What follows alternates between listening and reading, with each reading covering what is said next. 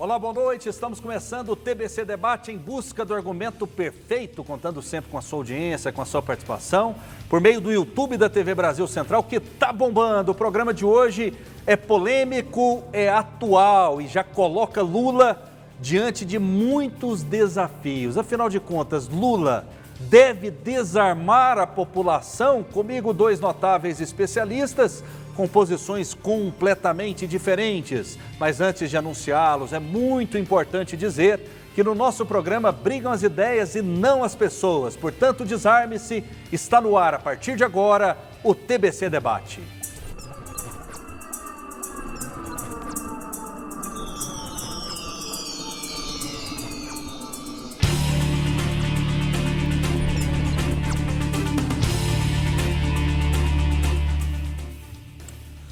Lula deve desarmar a população?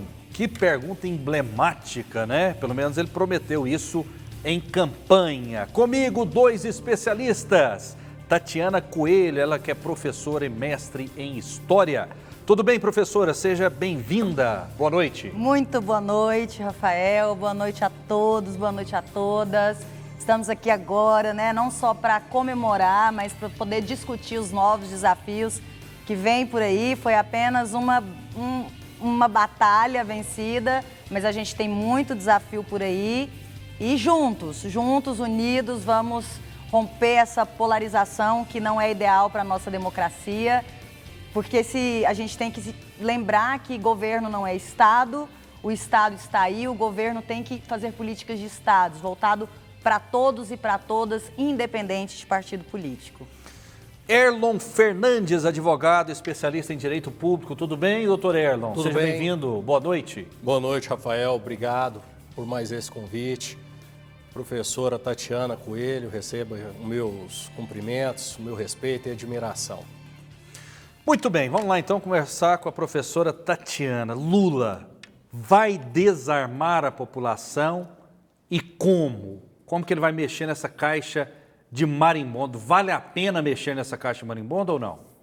É uma caixa de Pandora mesmo, né? Eu acho que como historiador, eu falo que é uma caixa de Pandora. Não vai ser fácil, Rafael. A gente não pode ser só otimista, tentar enxergar as coisas com olhos de fadas. Vai ser um grande desafio. A gente tem que lembrar que a gente está vindo de um cenário muito tensionado politicamente, muito polarizado desde 2016, desde a deposição da então presidenta Dilma Rousseff.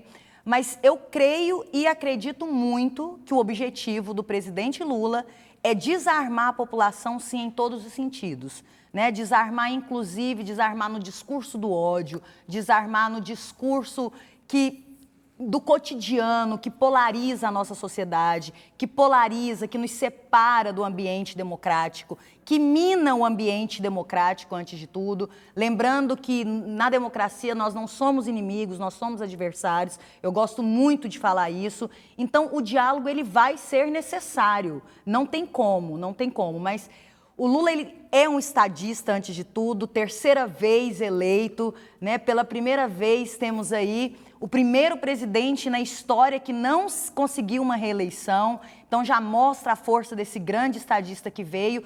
E o seu discurso, o discurso e a prática do Lula, historicamente, é de pacificação. Desde o seu primeiro mandato, a gente sabe disso, com a Carta do Povo Brasileiro, quando ele chama a elite brasileira para governar, ele já dá sinais do que ele quer, e é esse o projeto. É um projeto de um Brasil pacificado, um Brasil sem ódio, onde todos serão beneficiados por esse governo. Um desafio. Como?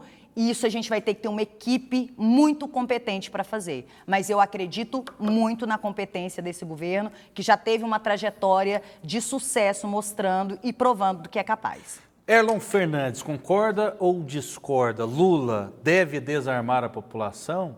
Conseguiria desarmar a população, na sua visão, ou não?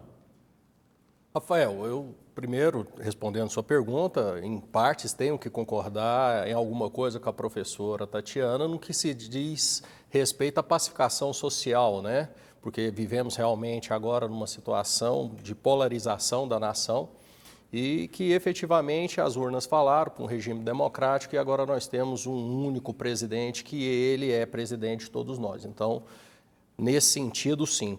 Mas eu não vejo, primeiro, a gente tem que saber como é que vai se dar essa legalidade para o desarmamento. Isso porque quem reivindicou o uso da arma, o acesso da arma, foi a população brasileira. E fez isso lá no governo de Fernando Henrique Cardoso, quando se fez a consulta popular. Então, ou seja, o Lula, para desfazer isso, ele vai ter de ir contra a opinião popular. Não é um bom momento para ele caçar a briga com uma população já popularizada, já que a gente já está falando de pacificação social. De outro modo, e aí também não sei se alcança a sua pergunta, eu também não vejo como a arma um instrumento de violência, e eu vejo também de pacificação. Nós vemos aí um mundo com dedos, né, numa geopolítica aqui, numa possível eventual guerra na Europa, entre Rússia e demais Nações Unidas, que ela não acontece exatamente por conta do armamento, que é uma contenção de ânimos agora na Europa e no mundo, que é a bomba atômica, né? Então a arma ela não pode ser vista assim só como um instrumento de violência, ela é vista também como instrumento de pacificação. Ela pode salvar vidas, a arma, na sua visão, em algumas situações? Evidentemente que a polícia é um serviço essencial. E a polícia ela age como pacificador social na medida que ela também usa a arma de fogo. Mas aí não está falando da polícia, está falando de cidadãos comuns. Sim. No caso dos cidadãos comuns, usarem armas, essas armas, elas servem também para salvar vidas em determinadas situações, na sua visão? Porque o discurso recorrente é o seguinte: a arma está na mão do bandido e não do cidadão de bem, então essa disputa ela fica equivocada, até porque a polícia não consegue estar em todos os lugares. É isso? Exatamente isso. A resposta você já me deu, Rafael. A polícia não consegue estar em todos os lugares e nós temos aí uma prova de ineficiência do serviço público de segurança. A polícia, as forças de segurança pública precisam da contribuição do cidadão. E o cidadão tem o direito, e ele já disse isso, ele já reivindicou isso, que ele tem, no mínimo, o direito da autodefesa. Eu tenho o direito de garantir a minha família, aos meus próximos, a autodefesa, a minha segurança privada, né? E a gente viveu dias antes do governo Bolsonaro que o acesso, embora tivesse sido concedido, estava muito restrito. E a gente viu como essa violência diminuiu na sociedade brasileira depois que a população civil passou a ter acesso facilitado às armas de fogo. Em relação a essa política do armamento, eu concordo que tem que ter armas sim, mas nas instituições corretas e nas mãos corretas. Não é à toa que nós já temos uma lei, uma Constituição, que nós temos a segurança pública. Se a segurança pública não está em todos os lugares, ela não alcança toda a população, então é papel do Estado intervir e fazer com que essa segurança pública chegue até lá. Armar a população não é resolver o problema. Nós tivemos agora, por exemplo, recentemente, o exemplo da deputada Carla Zambelli, né, que num disparato apontou uma arma sem o menor cuidado em público, e a gente vê uma pessoa pública, uma deputada federal, se armando contra uma ofensa. Então, imagina como é que a sociedade, essa sociedade que já está regida por um ódio, que já está regida por um sentimento de vingança, por um sentimento de revanchismo. Eu lembro muito do Tratado de Versalhes, a gente não pode esquecer da história, como o revanchismo francês, ele insultou, né, a humilhar a Alemanha, a humilhação do perdedor, como isso acendeu uma chama de ódio, uma chama de vingança. Então, não é armando uma sociedade que a gente vai resolver esses problemas. Pelo contrário, é desarmar e pôr a sociedade para amar, por livros, por educação, investimento em educação, investimento em segurança pública, investimento em cultura.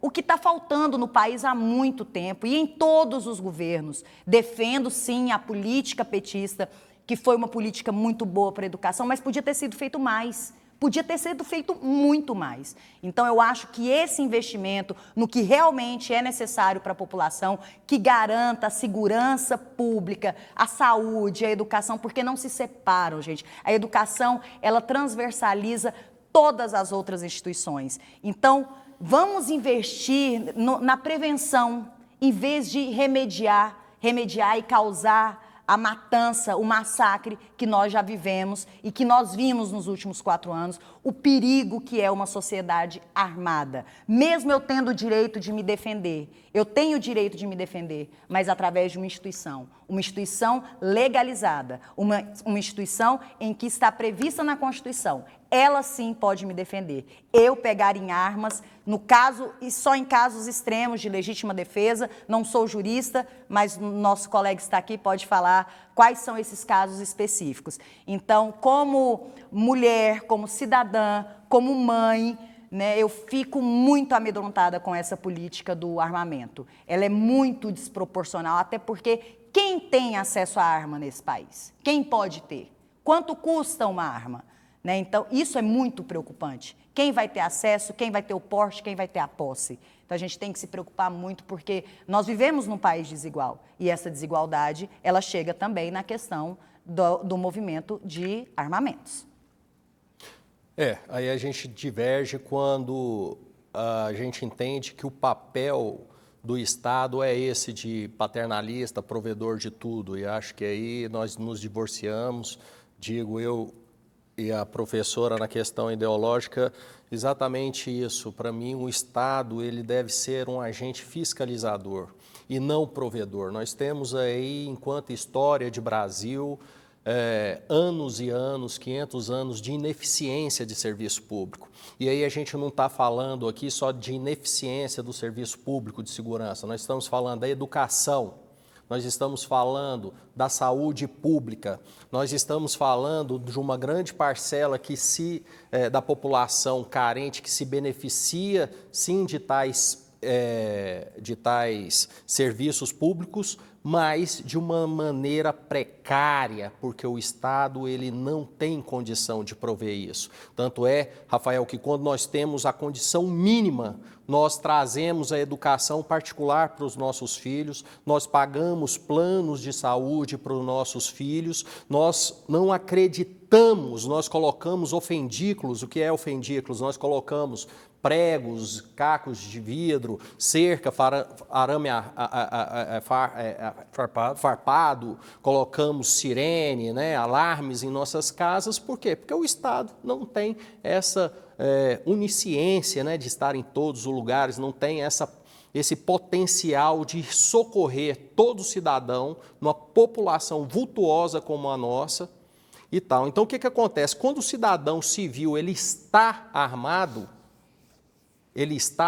e aí a professora foi feliz quando ela citou alguns momentos da história francesa, porque não foi com flores que houve a Revolução Francesa. Né? O Castelo de Versalhes, inclusive, foi pedrejado com armas, a tecnologia do seu tempo. Mas, então, o que acontece? Nós temos como contribuir para o Estado para que esse serviço de segurança seja mais difundido, seja mais ampliado e mais harmônico em si. Nós temos que lembrar que o cidadão armado ele não é inimigo. Inimigo é o bandido, o mau caráter, o sem vergonha que se furta ao trabalho para ir locupletar, para ir roubar, para ir tirar a vida das pessoas honestas desse país. Quando a gente faz um recorte, professora Tatiana, entre o período de Lula e o período de Bolsonaro no que diz respeito à segurança pública, aonde tinha menos criminalidade? Eu acho que os dois governos não se safam. Não vou passar pano porque eu sou do Partido dos Trabalhadores, mas a questão da violência no Brasil, ela nunca foi, como diz o meu adversário aqui, o Estado, ele realmente é falho na questão da segurança pública, na questão da educação, Mas aí é onde eu vou ter que divergir, porque o Estado ele não tem um papel só fiscalizador. Ele tem que ter um papel que promova o combate de antiviolência, o combate ao racismo, o combate a uma educação pública de qualidade, a saúde pública. Nós temos situações precárias do Estado, temos as condições do serviço público hoje, desde a maioria de salários de servidores públicos, a condições. Sou professora de escola pública e realmente são precárias. Nós estamos num governo que o valor da merenda escolar por aluno, gente, foi de 36 centavos.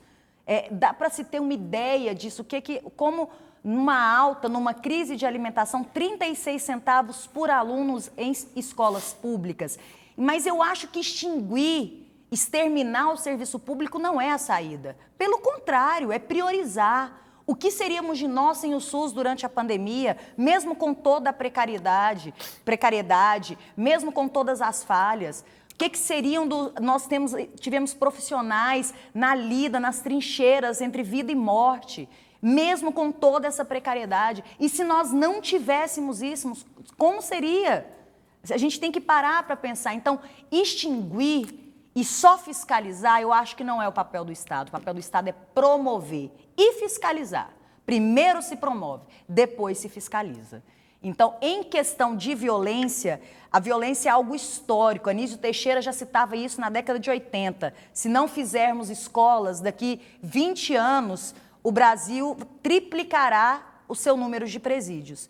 Então, isso já foi contado e cantado por vários intelectuais, principalmente intelectuais da educação, que já prevê que os países desenvolvidos sabem, quanto mais eu invisto em educação, a educação, gente, ela é a prevenção de uma sociedade. Ela é a prevenção contra a violência, ela é a prevenção contra racismo, ela é a prevenção contra a misoginia. Se a gente soubesse o potencial da educação e da educação pública, se nós tivéssemos investimentos, se nós tivéssemos realmente uma preocupação de formar uma cidadania, um cidadão crítico, com pensamento emancipatório, nós conseguimos construir uma sociedade desarmada e uma sociedade amada.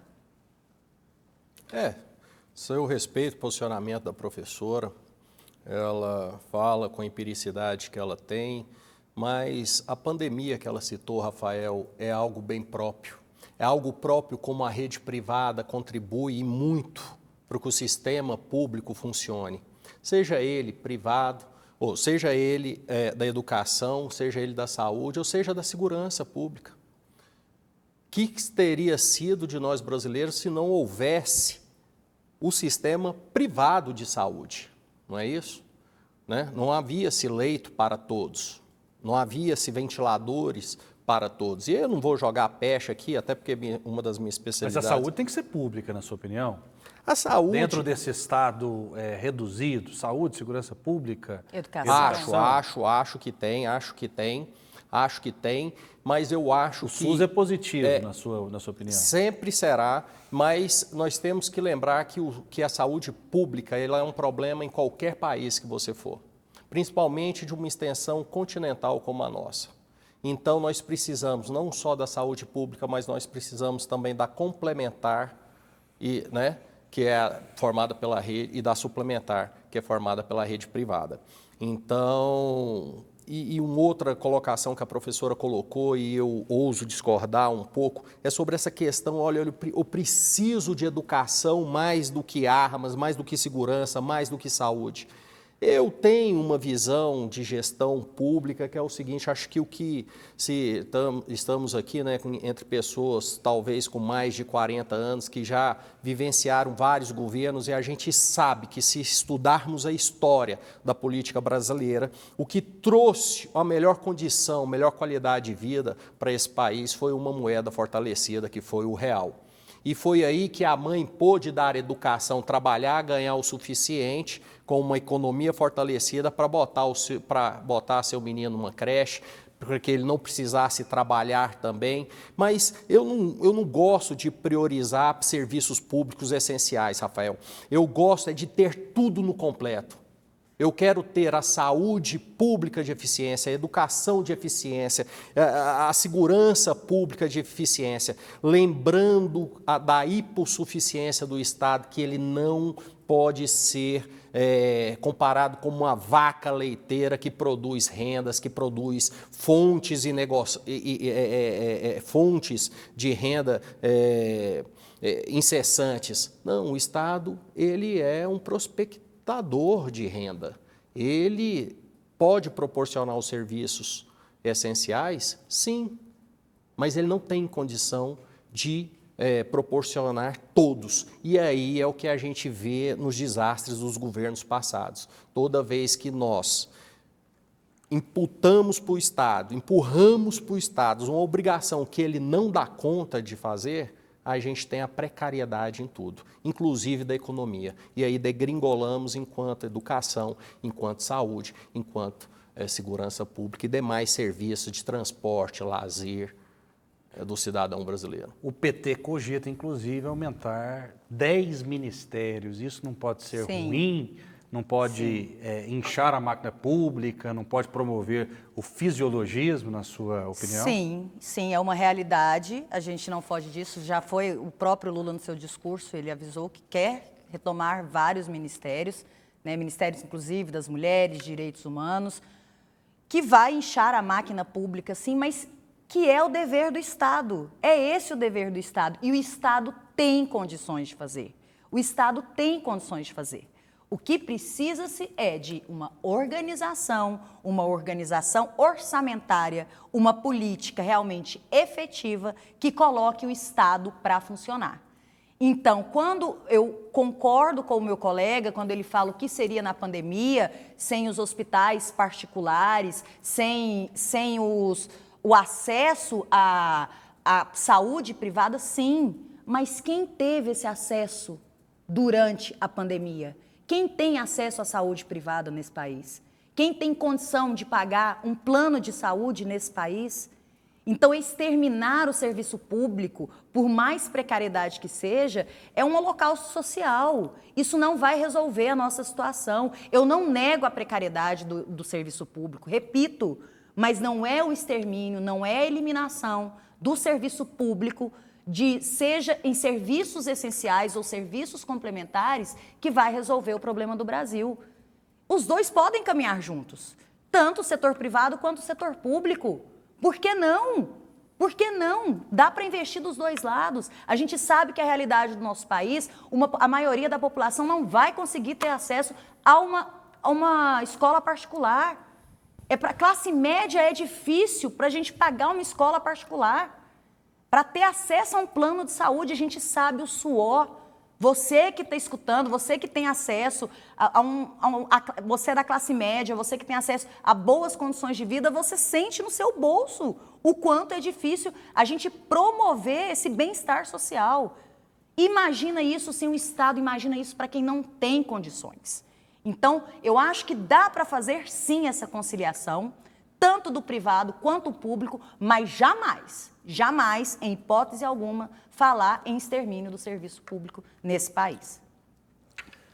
Ninguém falou em extermínio, né? Pelo menos não eu, né, professora? Não, em sumir, em não ter o serviço público. Não, ele sempre existirá, mas ele sempre será socorrido pela iniciativa privada. Imagine só se o Estado tivesse condição, que maravilha seria de gerar empregos a todos, mas não tem Estado no mundo que consegue tornar todo cidadão brasileiro ou todo cidadão mundial serventuário público. Para isso, nós precisamos fomentar a iniciativa privada e fornecer empregos, né, gerar dignidade, porque dignidade se vem do salário, o salário dignifica o homem, como está escrito nas Escrituras Sagradas.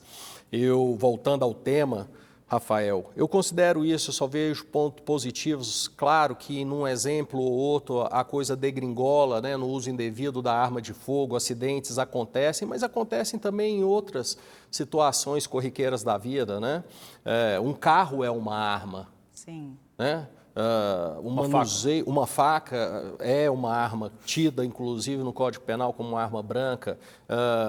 Você pilotar um fogão, ali você está mexendo com fogo, você está, de certo modo, com uma arma. Então, esses perigos, eles são inerentes, mas o cidadão, na situação que o Brasil se encontra, onde nós temos milícias, nós temos já milícias instituídas, engedradas na sociedade brasileira, que elas já podem ser chamadas de paraestatais.